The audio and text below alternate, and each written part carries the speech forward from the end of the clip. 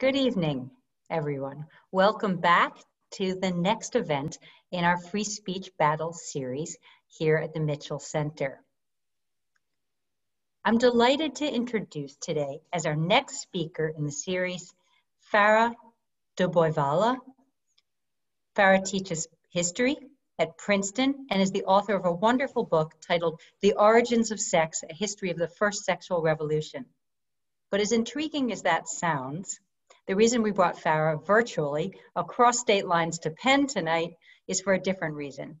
His renown as a public intellectual and as an expert in the long history of free speech. A few years back, he did a three-part series for BBC Radio called The Invention of Free Speech. And right now he's writing a global history of free speech to be published in the US by Harvard University Press and abroad by Penguin Random House. And today, he'll be telling us, as hopefully you know, because he gave us already a little short abstract of what's to come on the website for the program, about what he calls, quote, the secret history of free speech, unquote. A story which takes us back to the prehistory of the First Amendment in early 18th century London and forward to the question of what it all means today as we confront a seemingly endless series of free speech questions in the public sphere, not least about the freedom to promote lies and misinformation. So as you listen, or right afterwards, please put your questions for Fara into the Q&A. We'll get to as many as possible. We've got a fair amount of time on our hands, and I'm hoping that we're going to have a lively discussion of a major question, thinking both historically and about the present. So welcome, Fara, and thank you to everybody for joining us. Thank you very much, Sophie, and thank you to Sigal and Matt and Jeffrey and everyone else at the Mitchell Center for inviting me, and thank you to all of you for zooming in on this cozy day. I hope you're all warm and sheltered and comfortable. I also hope everyone's read my essay on the website, which is meant as an introduction to what I'm going to say, but just to refresh your memory. I'm writing a global history of free speech, but part of my intention with that is to show how doing innovative history can help us in the present, can help us rethink free speech questions in the here and now. And so tonight is an illustration of how I'm trying to do that. I'm going to look at the central question in American free speech jurisprudence, which is, what does the First Amendment mean? And my way into that is to notice, first of all, that the First Amendment has a very peculiar shape. By that I mean two things. First of all, it's rhetorical absolutism. Congress shall make no law, which is of course just rhetorical, but still it matters, I think. And secondly, it's anti-governmental focus. It's not about natural rights of citizens. It's not about a right that obtains in every circumstance. It's just that governments, Congress, and all lower forms of government may not regulate speech. And the reason I call that an idiosyncratic and unusual shape is that no non-American law has ever taken that approach to free speech. The First Amendment derives, as you may know, from earlier American laws, the constitutions of the states from 1776 and so on. So in America, this way of thinking about free speech is the mainstream in the 18th century. But in France, in Scandinavia, in many other 18th century polities, people also made laws about free speech, and they have ever since. It's the most popular right enshrined in national constitutions from the late 18th century onwards. And those other non-American laws always take a completely different model. Their model is that everyone has the right to free speech in all circumstances, but that is limited by their responsibility to exercise that right without harming others. So it's a balance between rights and responsibilities. It's not absolutist, and it's not directed only against governmental regulation. That is the norm the Americans are the exception. So why? Now, it's well known that the founders did not invent this way of thinking, but it's also well known where it originates. It originates earlier in the 18th century in a series of essays of political philosophy written by two London journalists in the 1720s. And tonight, I'm going to take you back to that moment of origin and try to explain it and try to think about what the ramifications might be for our own time. My talk's going to be in three parts. And the first part will explain how people thought about speech before the invention of modern concepts of free speech around 1700. And just in case there are some specialists lurking, there was an older notion of free speech, a classical notion, which was very different from our modern conception. And I'm not going to talk about that older notion. So that's the first part, the world before free speech. The second part, and the main part, I'll explain how these two journalists who are called John Trenchard and Thomas Gordon, how they invented the world's first theory of political free speech, exactly 300 years ago. It's exactly 300 years. It's in February 1721. And they did it whilst writing a newspaper column which came to be known as Cato's Letters, after their pseudonym, Cato. And finally, in the last part, I'll suggest how that story of Cato's Letters might help us rethink and navigate our own free speech predicaments in the present. All right, so to begin, the modern idea of free speech was invented around 1700, but I want to start by taking you back to the world before then, because that was a world in which people thought very differently about words and actions and liberty. Instead of valuing freedom of expression, their main preoccupation was to control it. And that was because they did not presume, as we do, that words were essentially different from actions. In fact, they presumed exactly the opposite, that words were actions and could be extremely powerful and dangerous. As the Bible taught, the stroke of the whip maketh marks in the flesh, but the stroke of the tongue breaketh the bones. Words could be even more powerful than violence.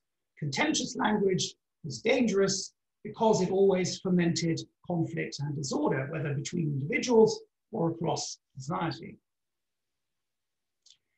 And central to this pre-modern mindset was a long-standing concern about misinformation.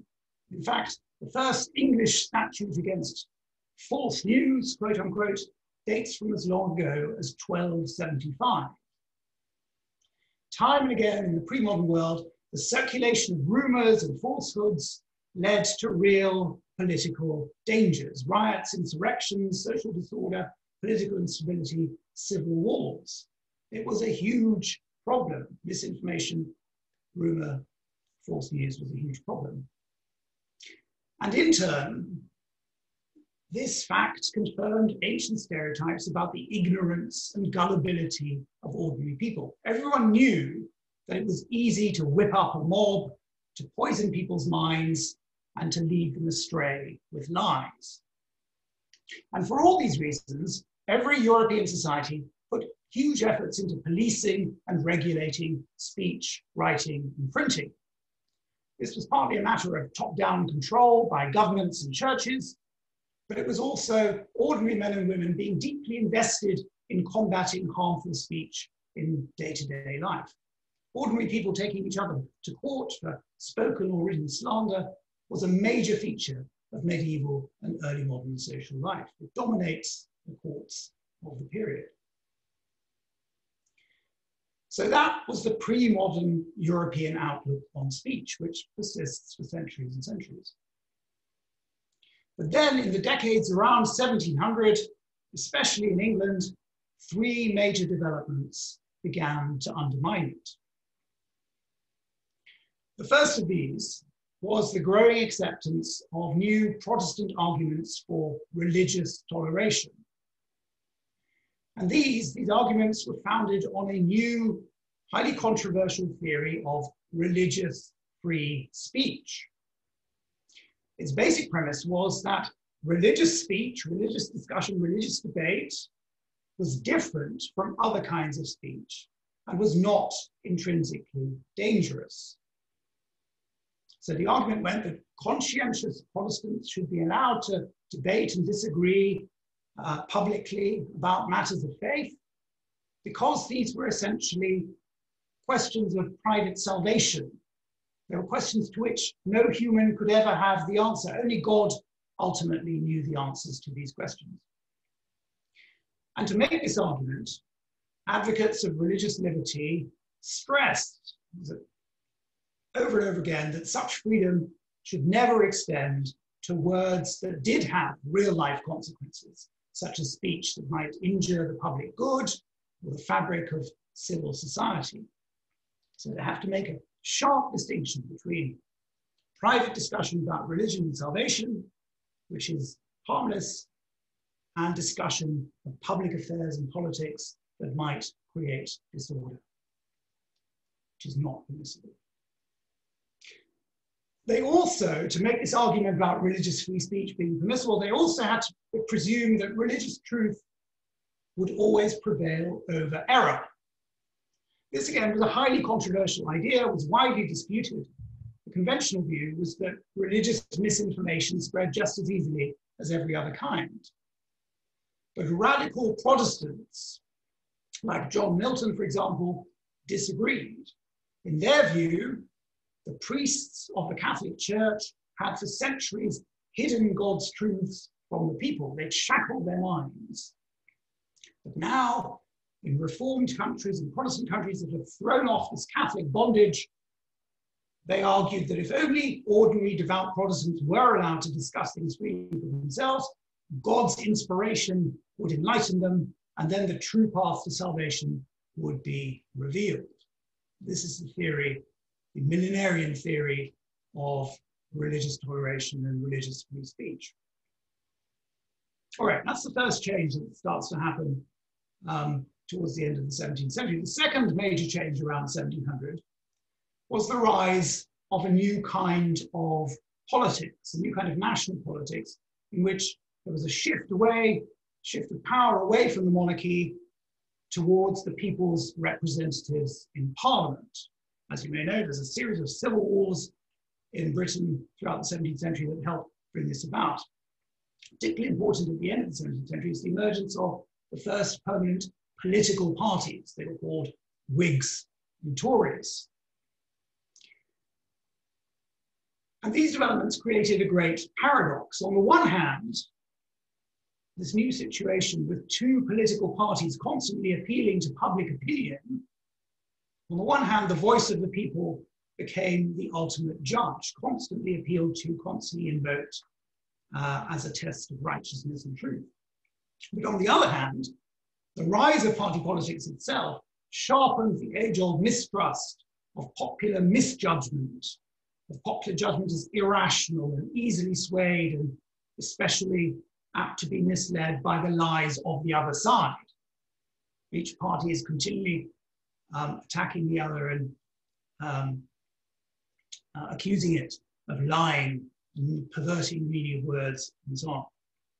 So were the people a properly informed public, or were they a dangerously informed mob?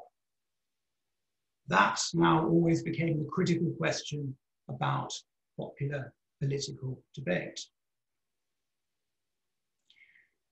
And this problem was compounded by the third big change, which was the end of pre-publication censorship.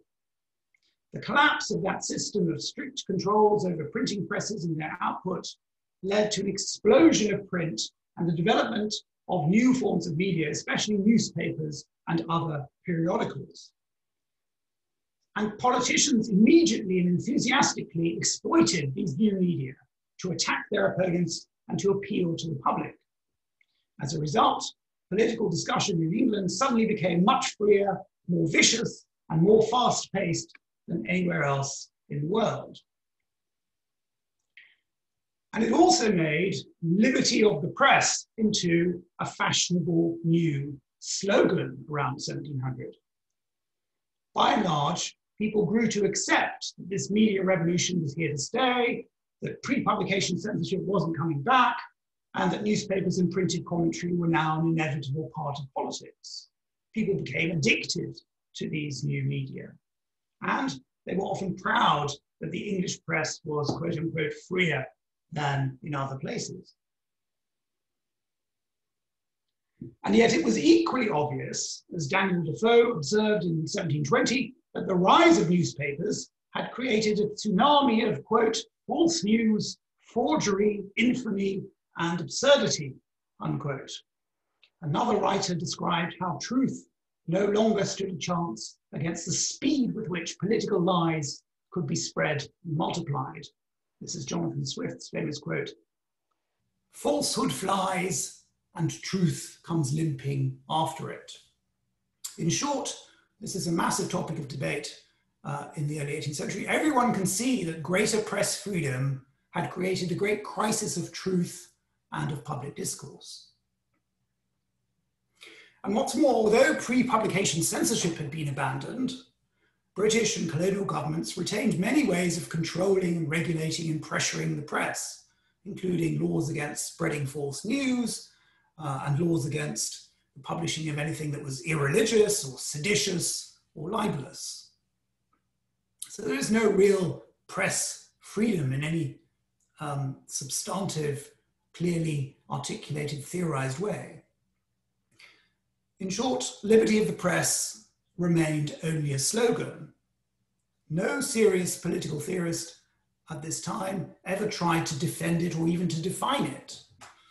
At most, commentators of the early 18th century distinguished vaguely between liberty of the press, which was a good thing because it allowed people to discuss public affairs, and on the other hand, press license, press licentiousness, which should be punished because it spread harmful ideas, scandal, slander, and lies. So the proper use of the press is fine and good, but the abuse of the press is punishable. But how to distinguish between license and liberty was never spelled out. It remained essentially a distinction in the eye of the beholder. There was no theory of press freedom. And that was how things stood in 1720, when all of a sudden, in the middle of an economic and political crisis, two journalists called John Trenchard and Thomas Gordon started an anonymous newspaper column about current affairs. It came to be known, as I've said, as Cato's Letters. They signed themselves Cato, after the incorruptible hero of Roman history. And it became an instant sensation. It ran almost weekly for 2.5 years. It was immediately collected and reprinted and then endlessly quoted and republished throughout the rest of the 18th century. It became one of the most influential and widely read political texts of the period. And the general reason for this mass success was that Trenchard and Gordon were brilliant, brilliant writers. They were not original thinkers, but they were fantastic popularizers. What they provided was a kind of Cliff's Notes version of the radical Whig political philosophy of thinkers like John Locke. So every week you get a short, snappy essay on personal liberty or religious freedom or the limits of government and so on. It's very consumable. But on one theme, they did put forward genuinely new ideas, and that was in 4 essays that they devoted over the course of those years to liberty of speech, print, and slander. As historians of free speech have long noticed, and I quoted some of this in my essay on the website, Trenchard and Gordon were clearly the first to advance what's now often described as a libertarian vision of free speech.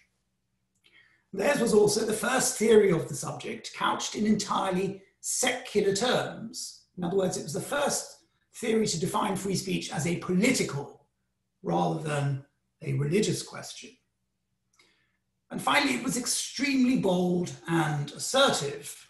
It essentially claimed that any limit on free speech, on political free speech, always led to tyranny.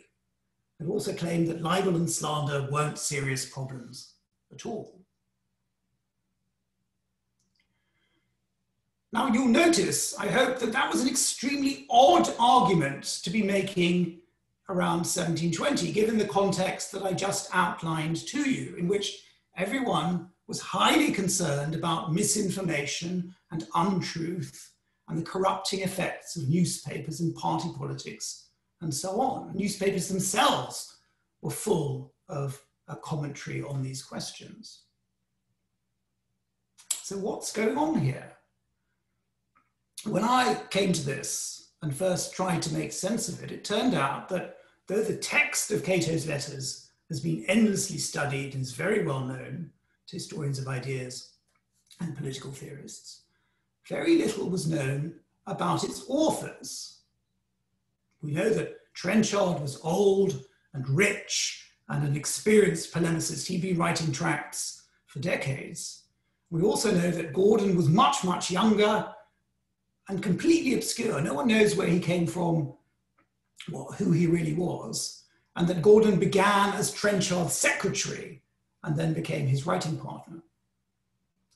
But no one had ever posed the question of how these two fairly obscure journalists had managed to come up with an entirely new way of thinking about political free speech. And when I started digging into that, I was lucky enough to have two breakthroughs. The first was that I decided to go back to the original newspaper printings of Cato's letters, which had been ignored.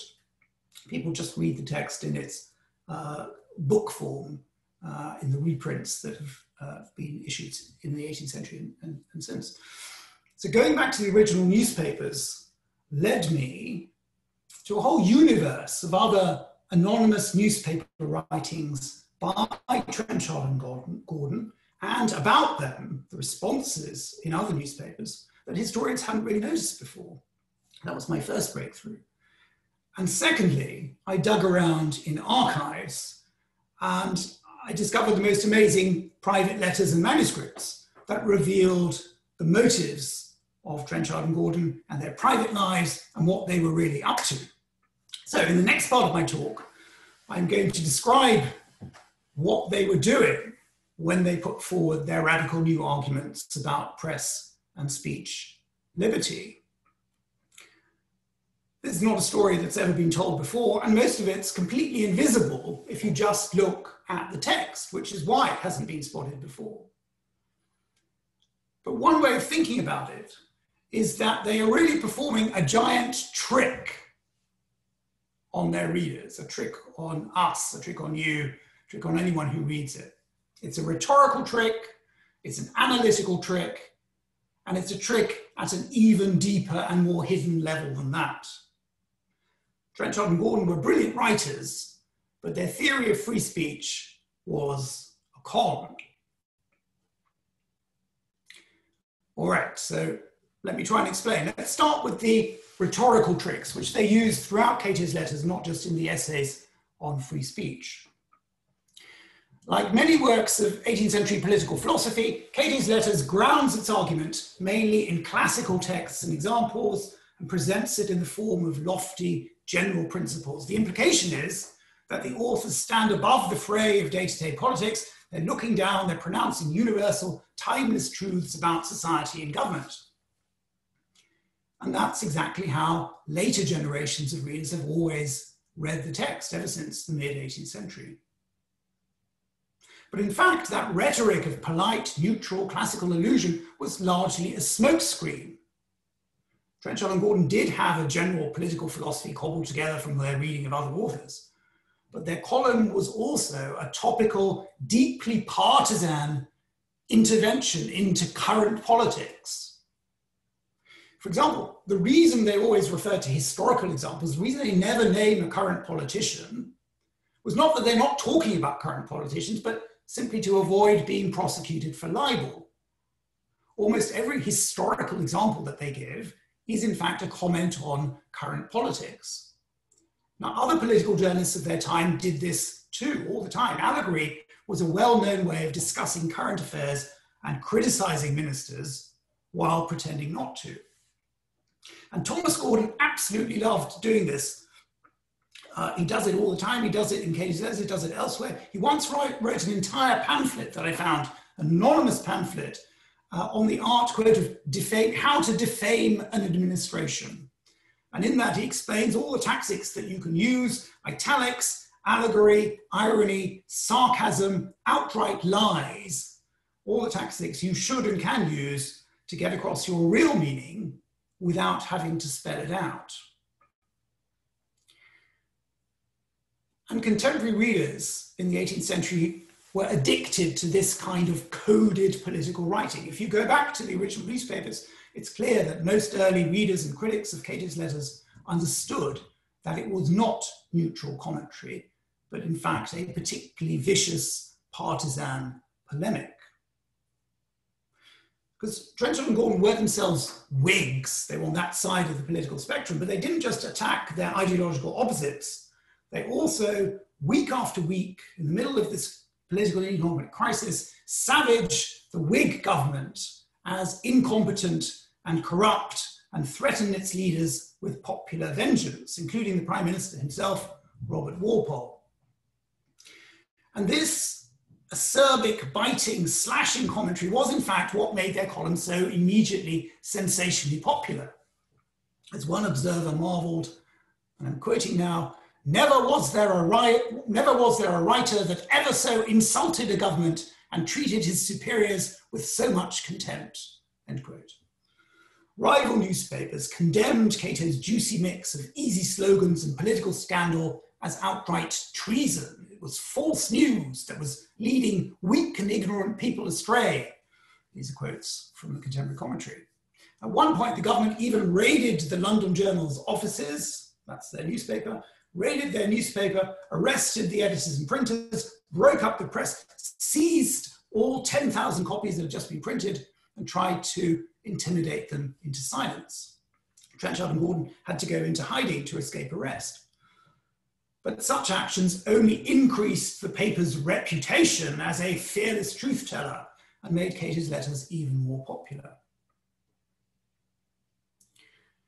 Now, the problem is that once Cato's letters were taken out of their original partisan context and reprinted in book form and turned into a canonical, seemingly timeless text, this topical partisan character becomes invisible.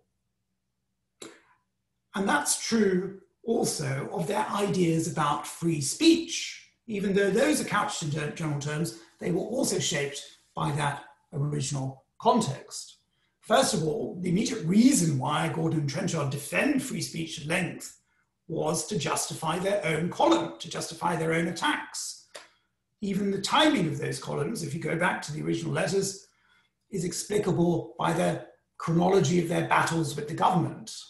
Their lengthiest statement in defense of libels, basically their argument, their theory for why no anti-governmental speech should ever be silenced, was a direct response to their own temporary deplatforming by the government in 1722. And secondly, this original context also helps explain the shape of Cato's model of free speech, why they defined free speech only in terms of government censorship and waved away the dangers of slander and misinformation, and were so keen to separate public and private speech.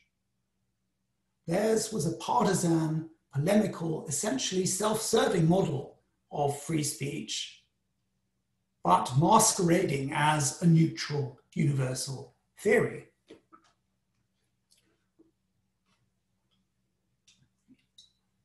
All right, so far I've explained that Trenchard and Gordon employed lots of rhetorical tricks to disguise their polemics, which are partisan, as a universal political statement, and that their defenses of free speech partly grew directly out of that. But let's move on to consider their actual arguments, because the deeper question is not why they do this, but how they pull it off. As I explained before, none of their contemporaries could figure out a clear intellectual distinction between press liberty and license. And everyone was obsessed with the obvious dangers of lies and slander and misinformation, the ways that new media are making everything worse, and so on. So how do Trenchard and Gordon's arguments manage to avoid these problems and justify a much more radical absolutist theory, essentially that freedom of speech and press was the basis of all liberty, that it should never be curtailed, and that the chief danger was not the abuse of speech, but governmental tyranny.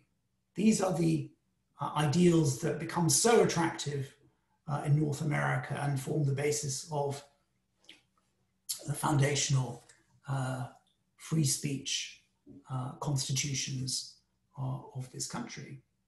So how did Trenchard and Gordon manage that? And it took me a while to figure this out. It's not obvious at all. But the answer is that actually it wasn't a new theory at all. What Trenchard and Gordon did was to take existing arguments about religious free speech and cut and paste them and twist them to fit political speech. They could do that easily because they knew the arguments for religious speech very well. They'd been writing about that for a while. But they didn't mention that. They didn't say that they were doing that when they defined political speech, free speech. They couched their theory in entirely secular terms, and no one has ever spotted this before. But that is their great analytical trick. So now, bear with me. I'll try and keep this as simple as I can. You'll remember that theorists of religious toleration claimed that if Protestants were but allowed to debate freely, God would always make religious truth prevail over error. Because God wants people to be saved, he will inspire true believers to see the truth. What Cato's theory does is simply lift this spiritual ideal and apply it to political debate. Here's a quote from Cato's letters. Whenever all opinions are equally indulged and all parties equally allowed to speak their minds, end quote, they assert, not end quote, the truth will come out. That's the end of the quote.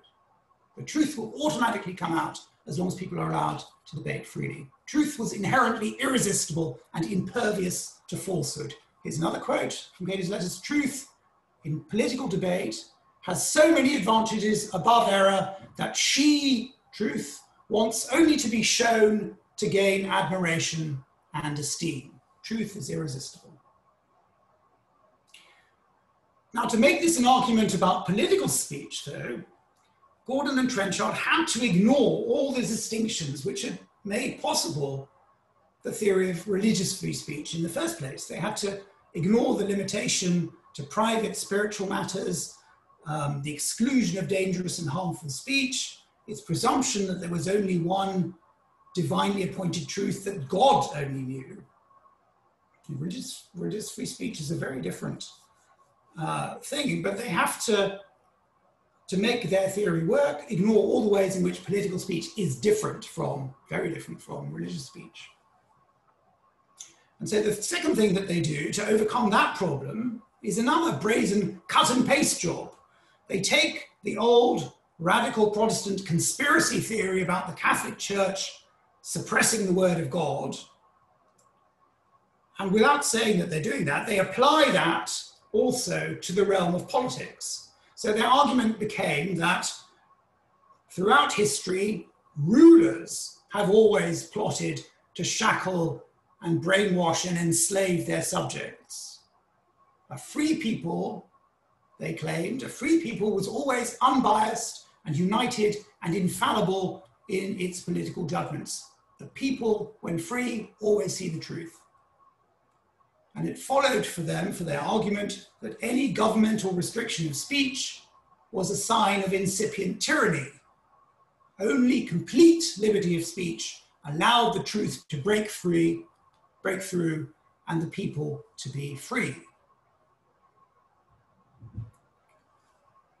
The power of Trenchard and Gordon's theory of free speech, and I urge you to go back and look at it if you're interested to see how this really plays out in the text. The power of their theory derived from its repeated assertion of such essentially dubious but very resonant certainties. So politicians, in Cato's letters, politicians always needed watching. The people were always inevitably right. Free speech invariably advanced knowledge. Truth unerringly vanquished falsehood. It's brilliant polemic But analytically, once you start to look at it carefully, it's full of holes. And their contemporary critics saw this. They savaged Cato's naive, clumsy assertions about, quote, the people's infallible judgment, or about the tyrannical tendencies of all rulers, or the idea that the press was always an instrument for good. What's more, Trenchard and Gordon knew all this themselves too. I uncovered many anonymous writings by Gordon and Trenchard in which they too acknowledged the commonplaces of their age, that political discourse was hopelessly corrupted by lies and distortion and misinformation. But they never say that in Cato's letters. In Cato's letters, they speak only admiringly of the people and the people's infallible wisdom. And there's other writings at exactly the same time. They repeatedly warn against the poison and the contagion of dangerous ideas. They don't talk of the people, they talk about the multitude, the ease with which the mob can be deluded, the ignorant many, the blind monster. These are all conventional tropes in talking about how it's easy to delude the people. In short, it was as clear to them as to everyone else that the people's judgment was often divided, mistaken, and misled. So that's why and how Cato's free speech theory is an analytical trick. That's why it takes the shape it does, with its rhetorical absolutism and its exclusively anti-governmental focus. And that's also the explanation for why it suddenly appears out of nowhere. It's a half-baked, bullshit, self-serving theory patched together on the fly by two journalists writing in bad faith on a deadline, trying to justify their own polemics. All the time, knowingly avoiding the obvious hard questions whilst pretending that they're not. And let me move on to the final, the deepest trick of all. I told you there were 3 levels to their trickery. There's one more layer to it, to their deception. The final huge omission in their description of speech and politics was that it completely ignored how the media really worked. Their theory of political communication implied a simple, neutral marketplace of ideas in which everyone could speak equally and the truth would always out, as long as the government doesn't regulate and suppress it. And that vision was a big lie, because in reality, the media marketplace was hugely mercenary and corrupt, and Trenchard and Gordon knew that. In fact, they were deeply complicit in it. Let me explain. Before the 18th century, rulers had generally tried to control public opinion by monopolizing information and suppressing criticism, by regulating speech and print. But the collapse, after 1700, the collapse of pre-publication censorship and the rise of newspapers made that increasingly difficult.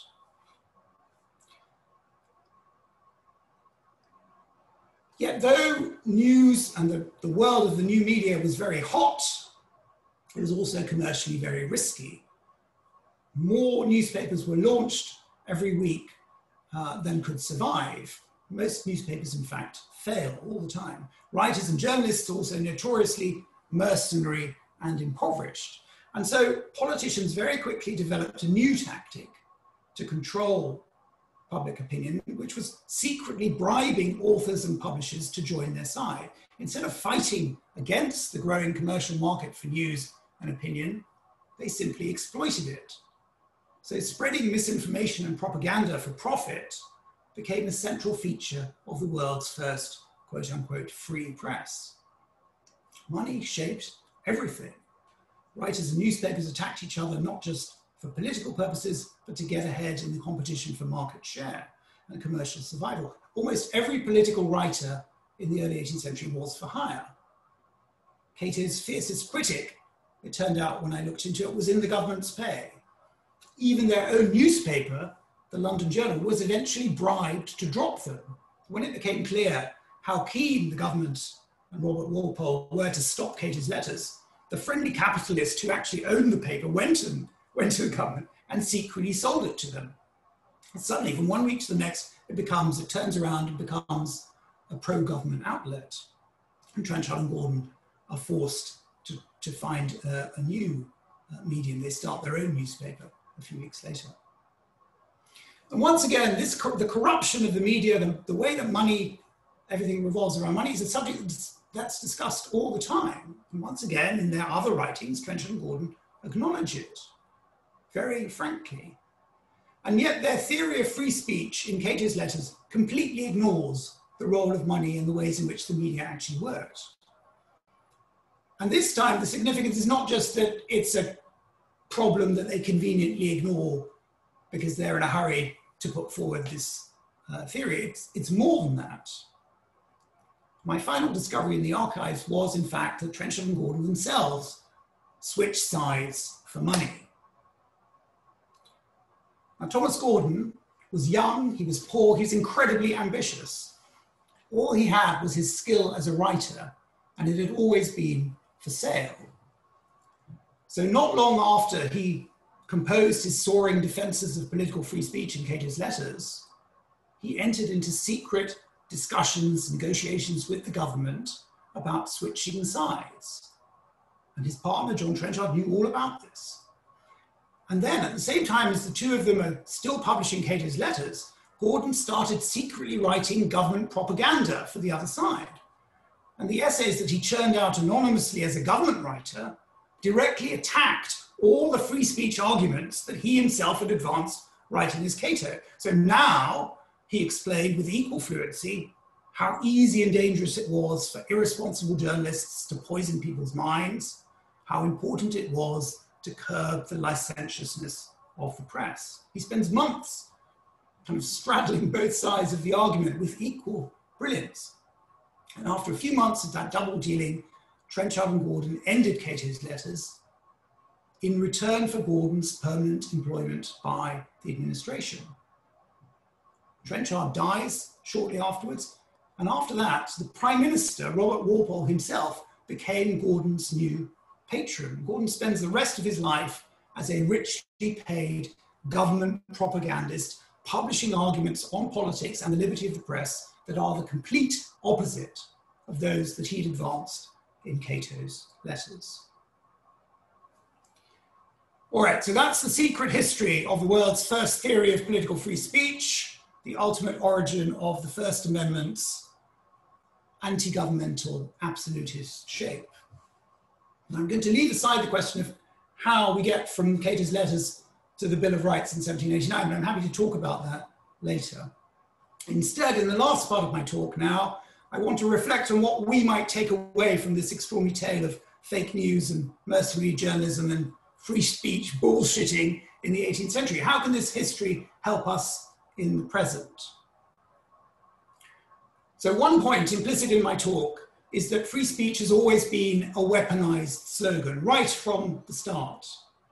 The arguments that theorists like Stanley Fish have made about free speech in the present, there's no such thing as free speech, and it's a good thing too, those are equally true of free speech in the past. The story of Cato's letters shows that clearly.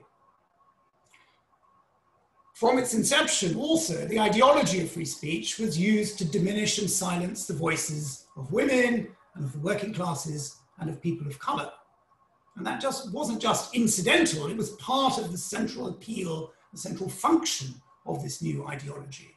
Across the British Empire, the way that liberty of speech worked by excluding inferiors like women and slaves and non-whites, the way that worked was a constant practical marker of propertied white male superiority. It was a purposefully sexist and racist philosophy. So from a historical perspective, the right questions to ask about free speech are never whether people were for it or against it, or whether free speech was advancing or retreating. The real questions are always, who gets to claim liberty of speech and who doesn't? And what do people want free speech for? It's never an end in itself. All right, let's move on to three specific points that arise directly from the story of Cato's letters. The first is that there's nothing new about false news, misinformation, or conspiracy theories. They're found in every culture throughout history. And they're not caused by printing or newspapers or social media. It's a much deeper problem. the ways in which we all spread gossip or fall for conspiracy theories or have difficulty sifting the truth all seem to be intrinsic to how we circulate and process information. It's part of how humans make meaning, how our brains and our social lives are organized, whatever our technologies of communication. As I sketched for you, people in the pre-modern world were highly aware of this. Yet in the modern world, whenever we encounter the spread of fake news or demagoguery, we tend to regard it as an aberration. We blame it on a particularly obnoxious politician, or the rise of new media, or on people being irrational or poorly educated. But we should be thinking of it not as an aberration, but as a perennial problem. And that means crafting speech rules and norms that acknowledge that and try to push back against it, try and help us against it. But unfortunately, the modern American ideology of free speech, which originates with Cato's letters, does exactly the opposite.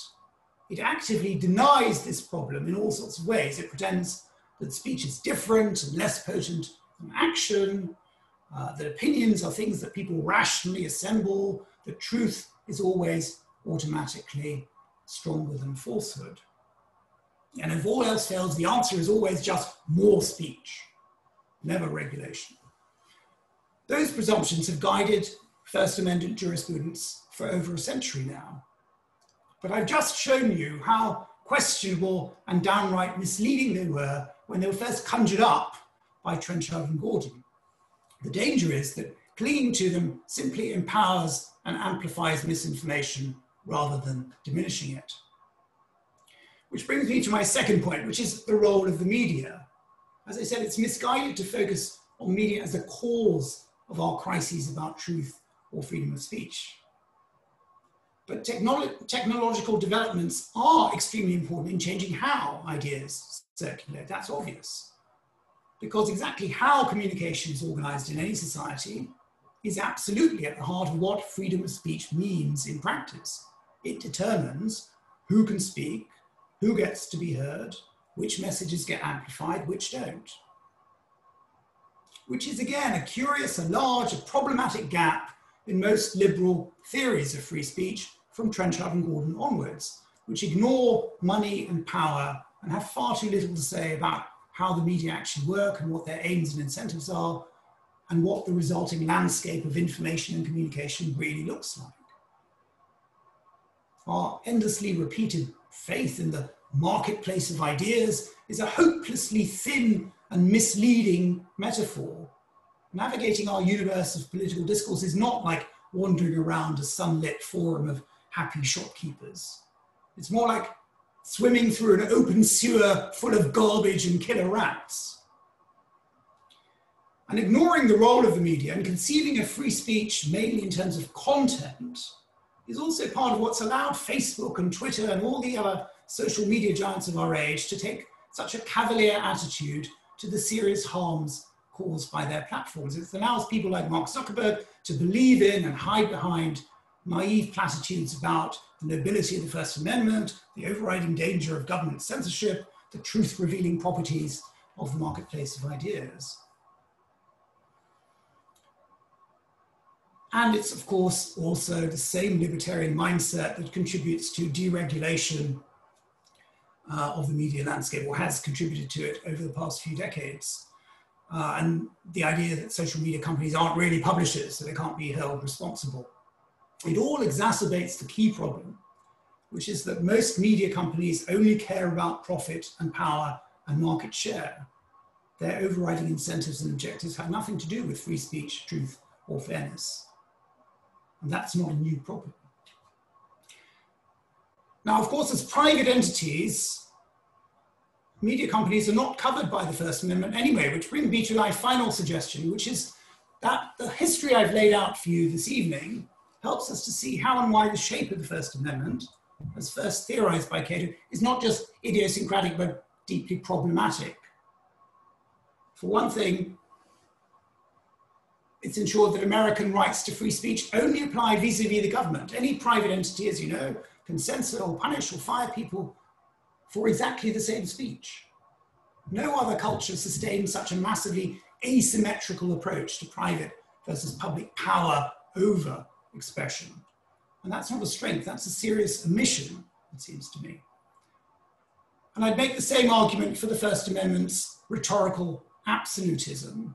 The idea that even to conceive of limits on free speech is a weakness, that it starts you down a slippery slope, that approach was invented by Cato's letters. And it's paralleled today by many theorists of free speech, not just American ones, who argue the First Amendment is stronger foundation than the laws of other countries, which are weaker because they never conceive of speech rights in unlimited terms, but always distinguish between liberty and licentiousness, between free speech and harmful speech, rights and responsibilities. But that brings me back to an obvious historical question. Why has no other culture ever adopted Cato's model? Why is the American Constitution's theory of free speech not copied by any other nation? And I put to you the answer is because it's obviously flawed. Its rhetoric ignores the central issue that speech can cause harm and that people are responsible for that.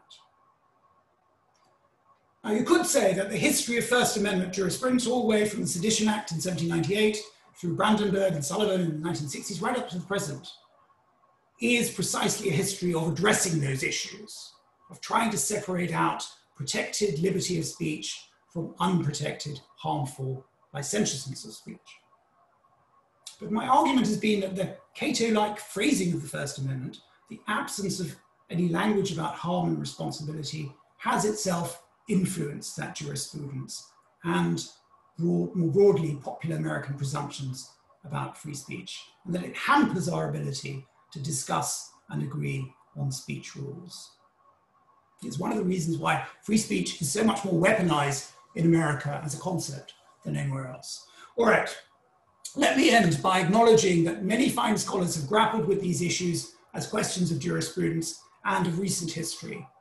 But as far as I know, they've never been approached with the kind of deeper historical perspective that I've tried to outline for you tonight. So I hope that's been helpful. I look forward very much to your comments and questions. Thank you. Over to you, Sophie.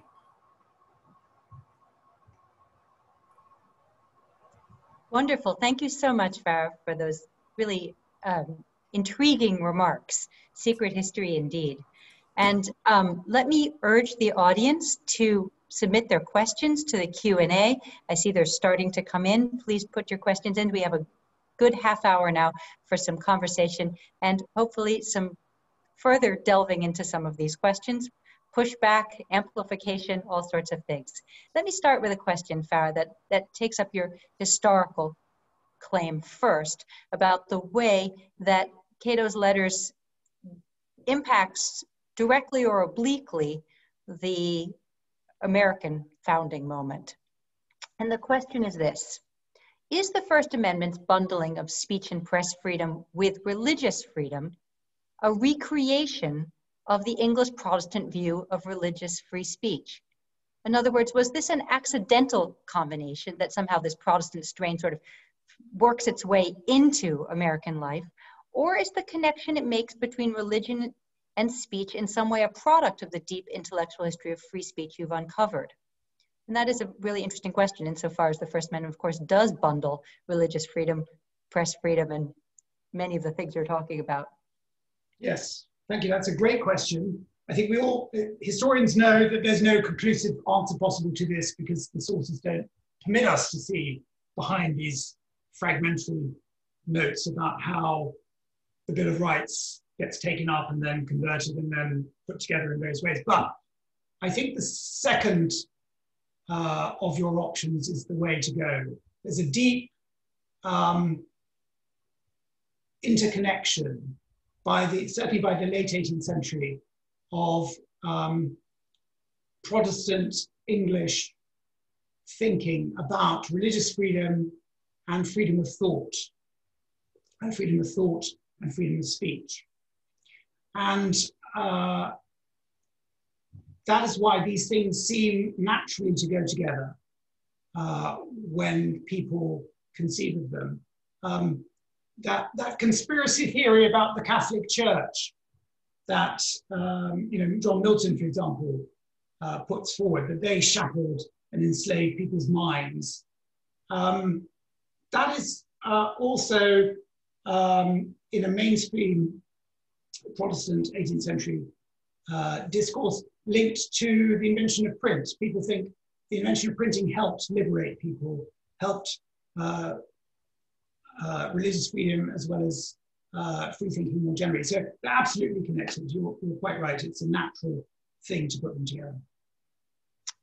All right, well, here's a question that goes in a very different, I'm going to sort of go back and forth between ones that have a sort of historical focus and some of the other questions which are much more focused on the present. And this is an interesting one because it asks you really a kind of question about approaching these free speech at all as a historical problem. So I'll read it to you. What does it matter who espouses a good idea or why? I think your research shows that the value of freedom of speech doesn't depend on virtuous advocates, but it works even with self-serving, sleazy proponents.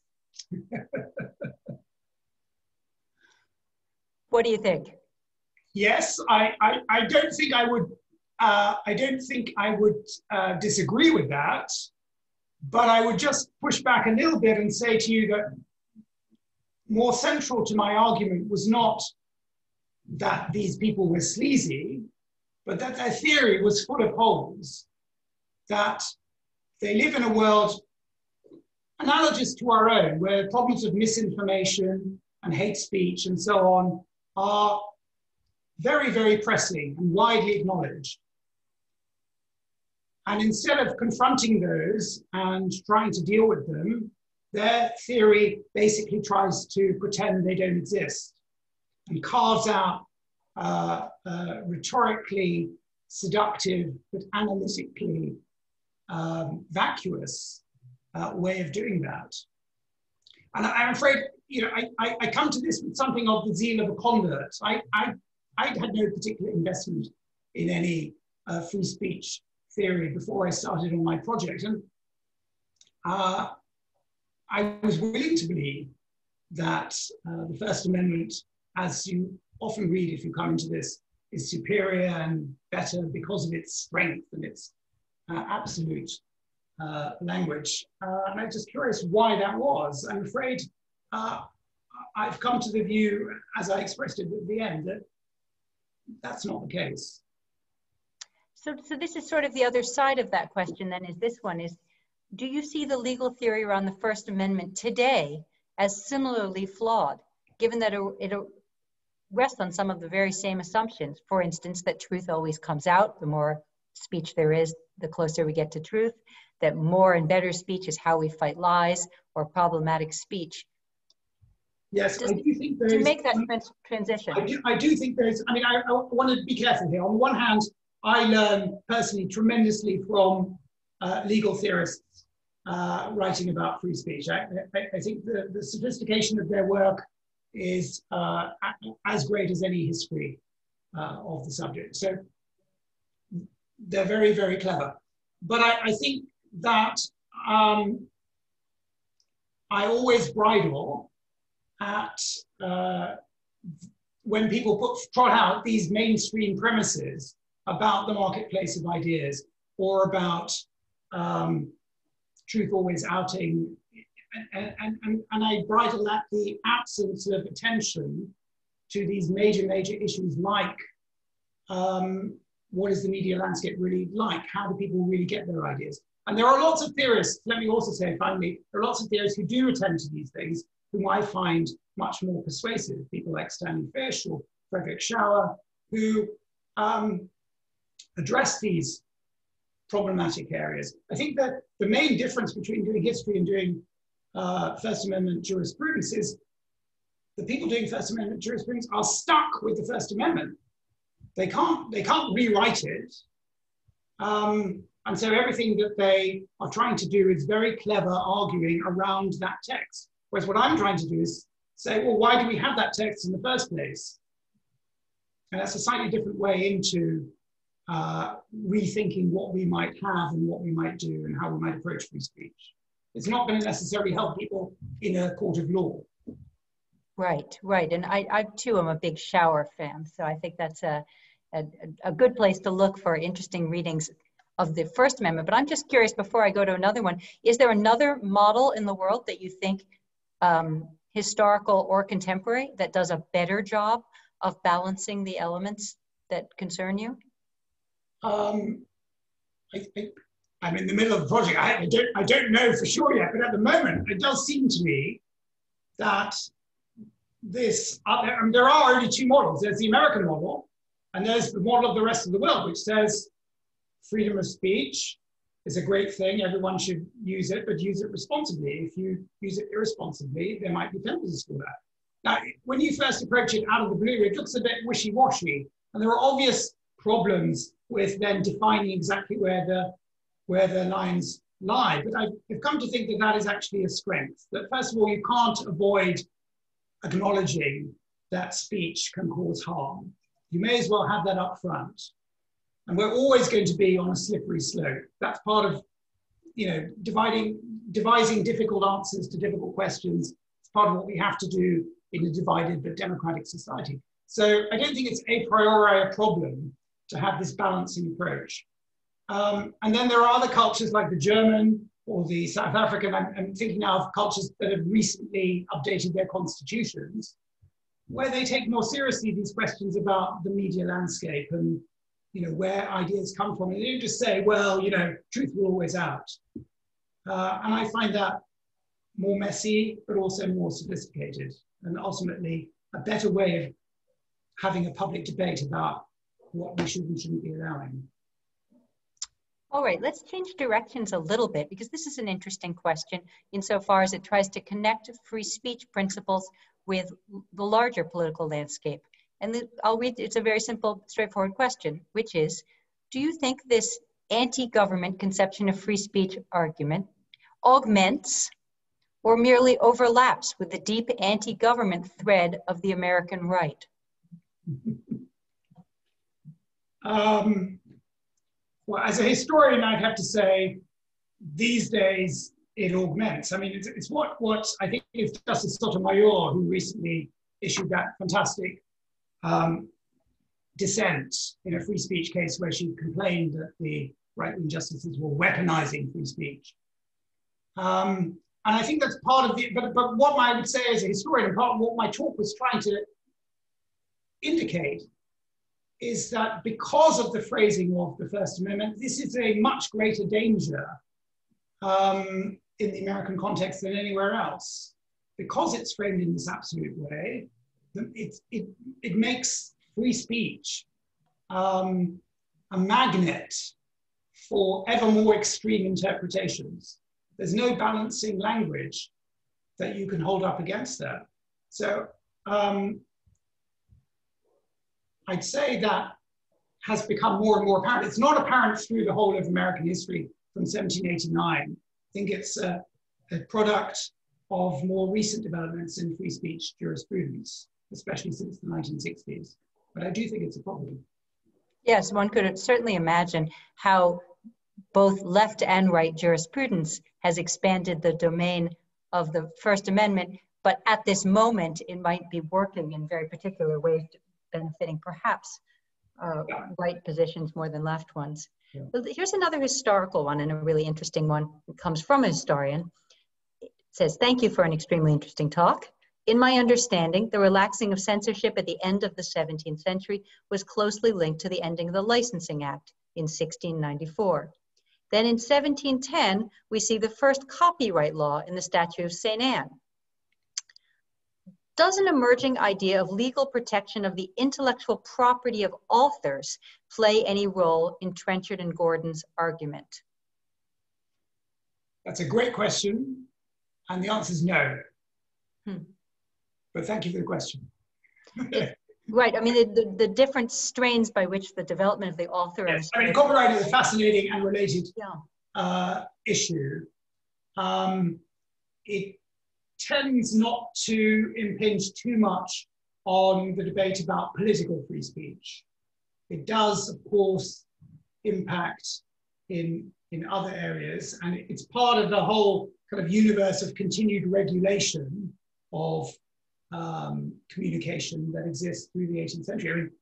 I mean, another one which the questioner is probably familiar with is that they reintroduced licensing for the stage because Robert Walpole, this very powerful prime minister, is aware that the stage is a particularly dangerous form of public criticism. And so he takes umbrage at the way in which his opponents are able to use the stage as a medium for political criticism. That causes a backlash, and a new law in the 1730s that lasts until the 1960s. Until 1960s, in England, you could not put on a play without submitting it to the government first for a censor to read. Anyway, so there are very interesting connections there. Thank you. Well, and now if we can let you take a hop forward into the 19th century, here comes the question, and there are several that take something of this strain. How does Trenchard and Gordon's conception of free speech compare with later thinkers, in particular, John Stuart Mill? And there's another question later about the harm principle more broadly, saying, you know, the harm principle has actually been absorbed in various ways into First Amendment jurisprudence. Yes, of course it has. Maybe you can, yeah. And so maybe you can comment in various ways on how Mill does or doesn't deviate from the model of Trenchard and Gordon, and then maybe some question about whether really the First Amendment is treated in such absolute form in the practice of American law as in this kind of theoretical statement. Yeah. All right. Those are great questions. And I wish I had the capacity off the top of my head, stuck at home in the snow. This is a Zoom background, by the way, as people didn't realize, to deal with the Mill question properly, because it's a great question. I'm floundering, except to say that Mill really does have a sophisticated understanding of all the things that I criticize Trenchard and Gordon for. I think I'll leave it at that. Mill's concern with the tyranny of the majority is also takes him in a quite different direction. It's completely different. Yes, it's obviously an important point, and he's not. I mean, as everyone will know who's read Mill, it's not governments that he's so much concerned about as public opinion being socially liberal and so on. So it's a much more sophisticated and wide-ranging notion. He doesn't invoke the marketplace of ideas in any very clumsy way. I should also say, for people who want to go and read Cato's letters, that part of what is rhetorically clever about them, I want to re-emphasize they're brilliant polemicists, is that I have abstracted for you the takeaway messages that they are putting forward, but they are very clever to sew in all the time caveats and language that undercuts that. Now, analytically, this makes it tremendously contradictory, and they don't care about contradiction, but they do say, for example, of course, we have great laws against slander and they're fine. But then they go on to explain how slandering a politician is never really slander. And if you're a powerful person, you can take it. And if you're inviting slander, you probably did something bad anyway. And if you didn't, you're big enough to, anyway. It's polemic. And Mill is not polemic. Okay, the harm principle, absolutely. As I said at the end, one way of thinking about the difference between the American model and the rest of the world is that it's not that different. It's just the American model doesn't have in the constitutional text that there is a right balance by a responsibility, but then the whole of the jurisprudence goes on to work out, you know, when it's harmful and when it's not. But my point still stands about the rhetoric and the shape being significant. And what was the last? I can't read. I think that's both of those, right? That was the sort of the Mill distinction and the harm one.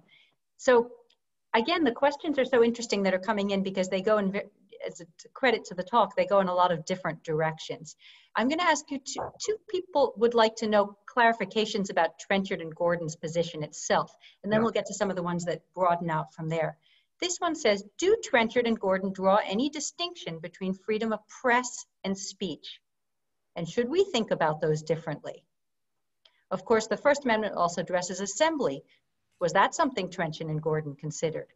So that's one set of questions, sort of press, speech, and assembly. Yeah. And the next person says, brilliant talk, thank you. I've long been puzzled by the argument that the remedy for bad speech is more speech. Is it? How do we know that's true? My question is about the implicit observation in your talk that free speech claims don't necessarily protect the speech interests of the politically vulnerable, something the defenders of strict First Amendment jurisprudence often claim. Did Trenchard and Gordon emphasize this aspect of free speech?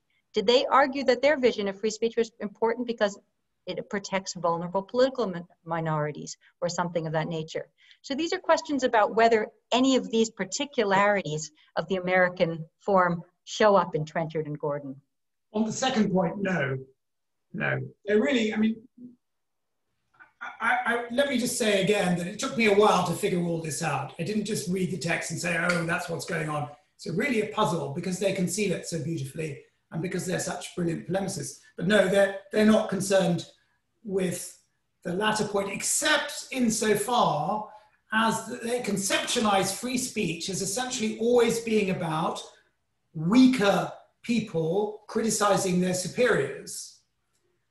And their model is always that the superiors, the rulers, the politicians at the top have all the power. They want to argue for a system that rebalances that lets people criticize their superiors without fear. So that's one way in which they edge towards it. And let me try and remember the first question. Oh yes, press and speech. Yeah, that's interesting. It's not actually conventional in their time for people to address freedom of speech so much as freedom of the press. All the discourse is about the liberty of the press. This is a practical issue. It's about how do we go from the system that we had where you needed a license to have a printing press, there were only a few printing presses, everything had to be submitted to censor, to this new world where everyone can print what they like, but we think there are dangers inherent in that. So most people talk about the liberty of the press. I think, having looked at it again, I mean, it's not just rhetorical. Part of it is rhetorical, like that wonderful opening statement that I put in my essay, freedom of speech is about the freedom of the mind, and the moment you lessen that, you have no liberty at all. Partly it makes rhetorical sense for them to yoke them together. Partly, I think the question was the question also about Americans? No, it wasn't, but assembly, that's right. In the translation into the American context, again, I think freedom of press is foremost in people's minds in the 18th century when they're thinking about constitutions. That's the key thing. And what they're always concerned with is that governments shouldn't control the printing press. The printing press should be free. Everyone should be allowed to print. In some places, they explicitly say the printing press is a vehicle for criticizing and holding governments to account. So that's the key practical thing that everyone is concerned with. And sometimes constitutions leave out freedom of speech altogether, just go with freedom of the press. Although interestingly, that's the part that's in a sense farthest from the Protestant argument of freedom of speech as being related to freedom of conscience. The freedom of press part moves you quite far from that. Yes, but it's about technologies and it's about politics, I think, that is the reason why. Assembly, no, they don't talk about that at all. That's a separate issue. There's a long-standing English discourse about that, but Trenchard and Gordon don't engage in that themselves. So here's a question that asks you less about text and more about experience. In other words, okay, so the text looks different in the US, but is the experience of freedom of speech different? And I'll read it to you because it's interesting. In the contemporary moment, how is the experience of freedom of speech different for Americans than for Europeans? If I were in Milan or Lyon rather than in Pittsburgh or Seattle, how might the quality of my freedom of speech be altered? Perhaps rules on hate speech might be one difference, but what are other concrete differences that stick out to you? Okay, so a really big one, which is just bizarre if you come to the United States from any other country, is the fact that the thing I mentioned about private versus public. private entity in this country can do whatever. There are lots of examples of people having bumper stickers on their cars, or flipping off the president, or talking to a person in authority. And if the authority or the person who's offended by this happens to be an employee of the government, or any kind of government, any kind of public entity, that is protected free speech. You must not touch it. You cannot, right? I can take the knee, if I were an American, I could take the knee every day at school assembly, or in my local government meetings, etc., etc. If I'm an American football player, I take the knee, out, done, fired. And there are many examples of people out, fired, done for bumper stickers or flipping off or whatever. This is bizarre. I mean, is it a right or is it not a right? It's not a right. Free speech is not a right in most circumstances in American society, because you're not dealing with the government, you're dealing with private employers and people. And a particularly pernicious form of this is this distinction between private and public universities. So we don't even, as American society, have a notion that a university is a particular kind of space for speech. We separate out public universities, what they may say and do and regulate, from private institutions. And we regulate not at all as a society what those private institutions can do. It is mind-boggling. And it leaves Americans less free than they imagine they are.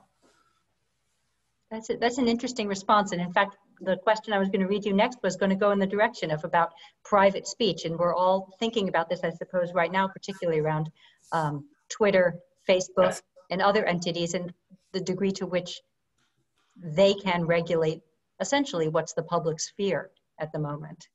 So that is an interesting answer to that question. This is one that takes you to the middle of the 20th century. Was the highly centralized regulated American media structure of the mid-20th century then an aberration that concealed the dangers of fake news?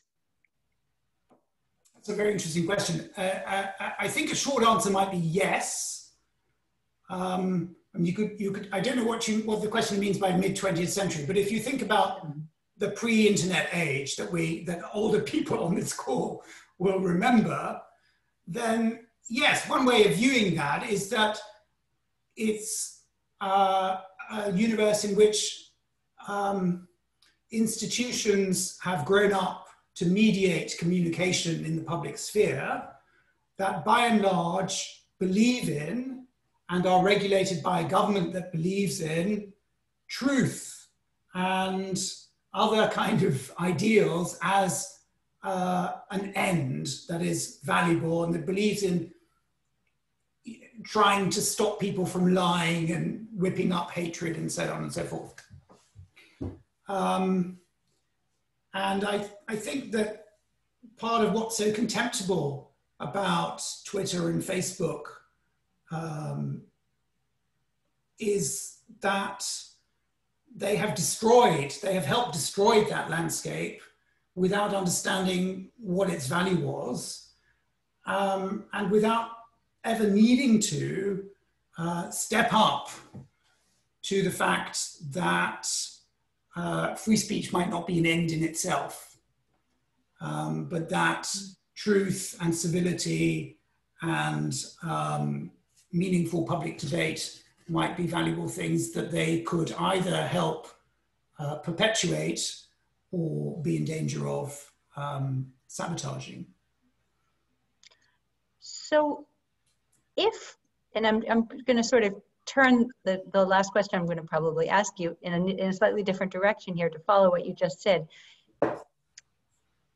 If the nature of American free speech is so unusual as a whole, and that's because it has its origins in this very particular text that you've pointed us to, why did Trenchard and Gordon's oddball point of view catch on the way it does? Why did, right? It's a good question, but it's a good question. Why does the First Amendment then get written in such a way as to build on this approach to free speech, rather than, by this point in time, I'm sort of adding to this question here, there are other places one could have looked, from Enlightenment figures to Milton to the Freedom of Information Acts in Sweden. I mean, there are lots of different precedents. So why does the Trenchard and Gordon view seem to be this kind of through story picked up in the 18th century and simply expanded with modern jurisprudence? Because I oversimplified for the sake of my talk is one short answer. But to explain what I mean, the writers and early interpreters of the First Amendment didn't think they were just channeling a libertarian theory. They think that Trenchard and Gordon, for example, are entirely compatible with the other texts they look to, like Blackstone's, the great English mid-18th century jurist, has an opinion on everything, has an opinion on freedom of speech. Well, his opinion is essentially the license versus liberty approach. But people who think about free speech in early America don't see any necessary contradiction there. So the libertarian shape, so the libertarian way of thinking becomes popular very, very early on, becomes popular already in the 1730s, and then persists simply because what Trenchard and Gordon are describing seems to be coming true to Americans on the revolutionary side. They are describing a tyrannical government that wants to shut down criticism, that doesn't allow people to speak their minds, that wants to control the printing press. All these things seem to be true in the colonial context.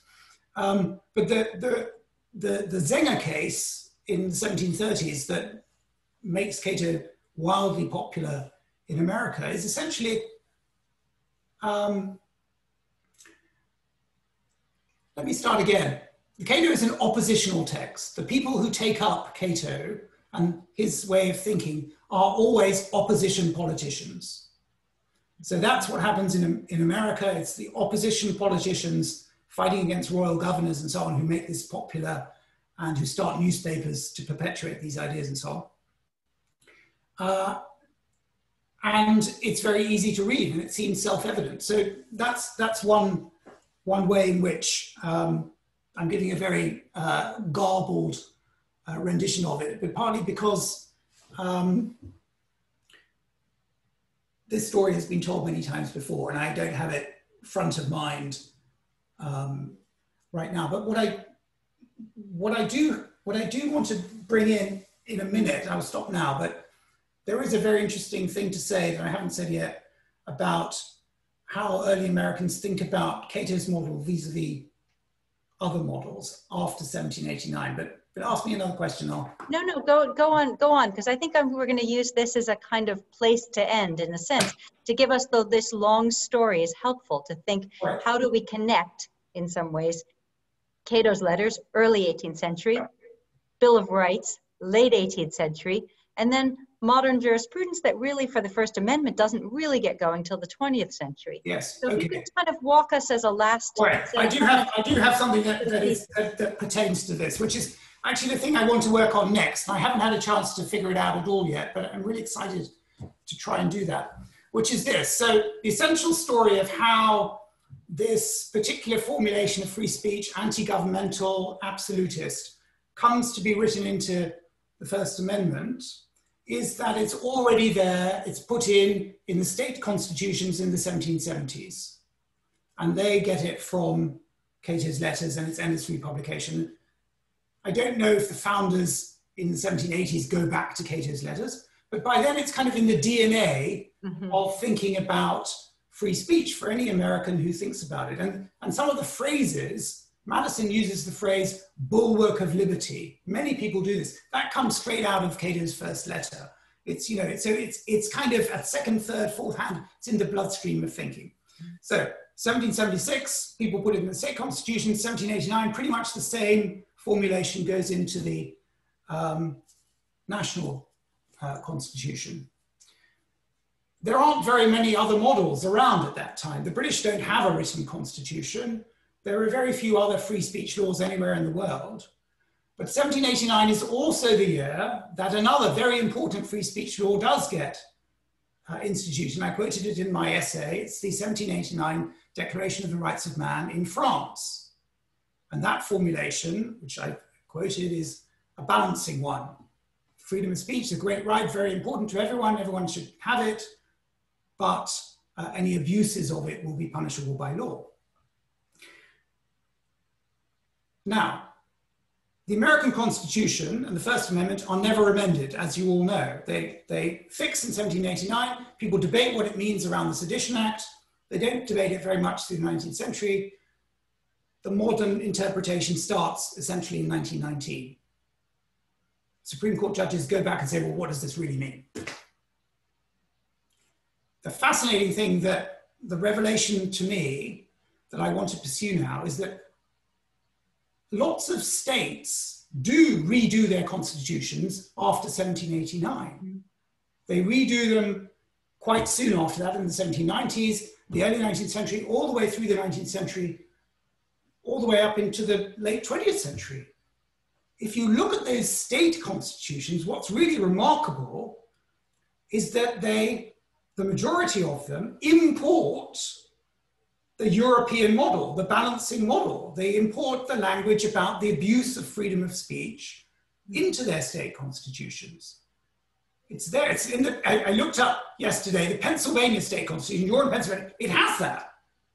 Abuse of freedom of speech should not be permitted. It's in the Constitution. So the state constitutions very quickly, even in America, pick up on the latest thinking. They say, oh, well, actually, that sounds quite useful. So what I want to do is go and find out about debates around those in the late 18th century, in the 19th century, in the 20th century. Because evidently to Americans, it seemed logical and plausible and desirable that they too should have balancing clauses. But because the Supreme Court then swoops in the early 20th century and says, first of all, this is the law of the land, and secondly, after 1925, state constitutions are irrelevant here. The First Amendment governs everything.